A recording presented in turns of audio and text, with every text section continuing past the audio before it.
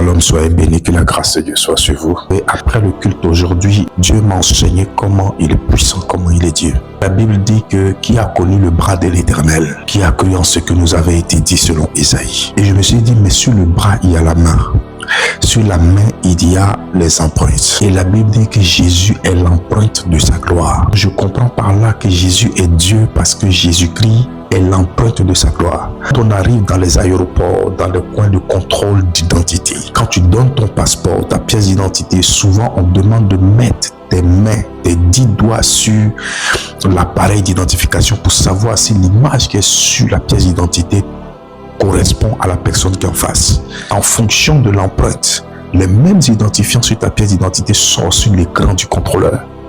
Donc si Jésus est l'empreinte de sa gloire, ça veut dire que quand tu vois Jésus, mais en fait tu as vu Dieu parce que Jésus représente l'image de Dieu. Voilà pourquoi il pouvait dire à Philippe, mais celui qui m'a vu a vu Dieu, parce que tu ne peux pas être dissocié de ton empreinte. De la même manière, nous les hommes on dit l'empreinte est unique, l'empreinte est personnelle, l'empreinte est unique à chaque personne sur la terre. Imagine, Jésus est l'empreinte de sa gloire. Dieu n'a pas deux chemins. C'est pourquoi il dit je suis le chemin, la vérité et la vie. Il reste luminable. Il y a un seul chemin pour s'approcher de Dieu. C'est de suivre le chemin de Jésus.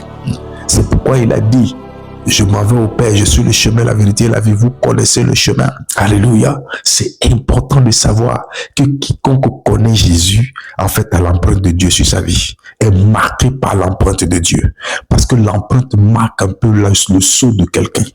Et l'empreinte aujourd'hui, même quand nous allons voter, on met souvent ce qu'on appelle l'empreinte dans l'encre indélébile pour dire qu'on a déjà voté.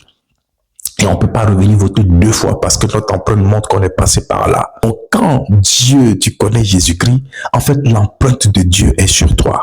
C'est pourquoi Dieu est le premier à marquer ses élus de son sceau, dit l'Apocalypse. C'est pourquoi Satan, ça lui fait mal. Comme c'est un copieur, il veut aussi marquer ses agents de sa marque qu'on appelle la marque de la bête. Alors je prie que l'empreinte de Dieu soit sur toi.